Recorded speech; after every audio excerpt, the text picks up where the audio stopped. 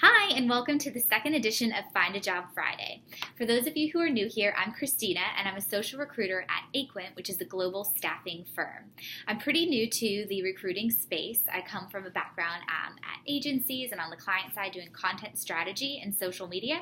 So I created this video series to talk to you guys about some of the things I've learned so far from my time in recruiting, and also to learn along with you and answer your questions and just basically talk about anything career, recruitment, job related. You can ask me on Facebook, Twitter, Instagram. I also have a Google form where you can ask anonymously, or you can add your name and tell me a little bit about yourself and your job or career goals. So I want to thank you all so much for watching last week and for sending in such great questions. I'm excited to kind of tackle them in this video. So one thing a lot of you all asked about was networking. I'm a huge fan of networking. If you know me personally or you've seen me around, I'm sure that you know that, and that's no big secret because I like to try out a lot of different things. And so Alex asked, what are some networking events for people who are new to the city being Richmond, Virginia, which is where I am located. Albert asked, how do you sift through all the networking options that are out there and find the ones that are going to be valuable to you and not, a waste of time? So I think those are both excellent questions, and I have a couple of tips that are kind of going to address that and also some other things about networking. So the first thing I would say when you're looking into, starting networking, maybe you don't go to any networking events and you're just kind of getting into it, or maybe you want to do a career switch, whatever your situation is, if you're kind of trying to jump into networking, I like to do research and try out a lot of different things. So look up some different organizations. They post their calendars of the different events that they have throughout the month online. And so look into that, look up, most professional organizations have a pretty regular meeting schedule. Some groups meet quarterly, like the content strategy group. I think Richmond User Experience group meets maybe quarterly or something like that. But look on their website. Also look on social media to see people talking about it. Do they have a hashtag? What are people saying about the event? Are people talking about an upcoming event? Look into that.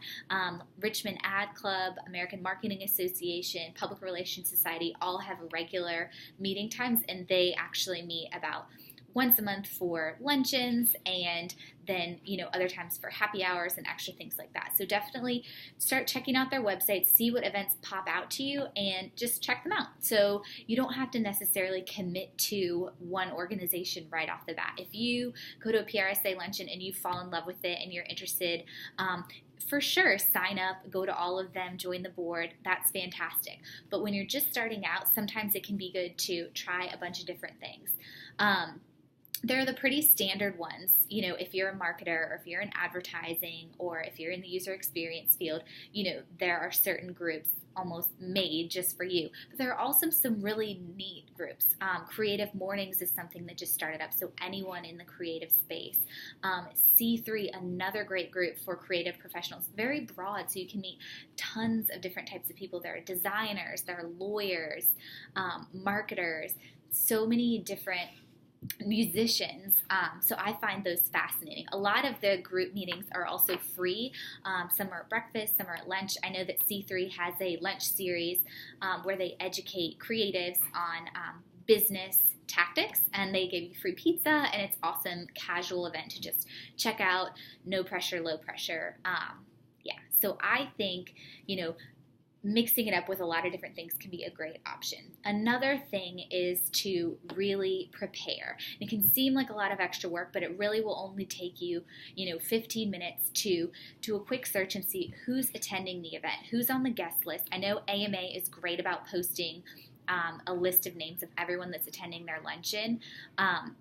Also look up the speaker. Do they have a social media channel that you can look into? Can you check out their LinkedIn profile and see about their job history? Can you watch one of their former presentations on YouTube? And that way you're a little bit prepared for the event. You have something to talk to people about.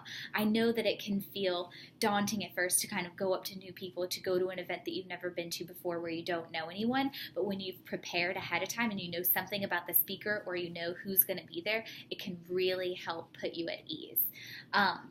The last thing that I would say as a networking tip is once you've kind of tried out a bunch of things, you've done research, you've gone to different events, I think taking on a leadership role in one or even a couple of the groups can be a huge asset. It gives you a sense of belonging to the group. It gets you a chance to help other people, to meet other people. So I think, once you figured out the group that's right for you, just really diving in and getting involved in it. You can commit to a year, some have like 2-year terms, or you could just volunteer at some of their events at first. But I think trying things out and then honing in on the group that's most important to you or most closely aligns with your goals and the people that you want to meet, I think can be excellent. For example, I joined Ad Club about 5 years ago, and I've been in a couple different roles on the board, and I'm now the president. So that's the group that I dedicate the most of my time to: organizing events, cultivating the board, planning our retreats, things like that, connecting that community. But I also like to pop into PRSA. I went to an AMA luncheon yesterday that was fantastic. I like to go to Refresh Richmond User Experience Group. I pop into C3 also. So that's kind of how I do things, but it's different for everyone. I hope that this was helpful for you all and gave you a good little sneak peek of, what networking options there are in Richmond. The last thing that I want to share with you is the job of the week. So each one of these videos I'm going to talk about one or maybe even a couple of jobs that are open right now that you can contact me about if you're interested in learning more. This week's PRSA luncheon was all about reducing bias and increasing inclusion in the workplace.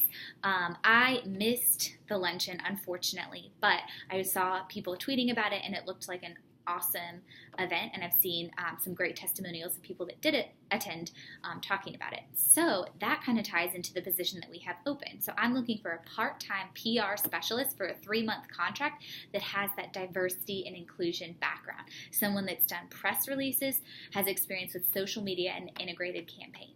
So if you're interested in that or any of the other positions that I mentioned in my last video, or you just want to talk about recruiting or have questions, contact me at cdick@aquint.com. Thanks for watching. Bye.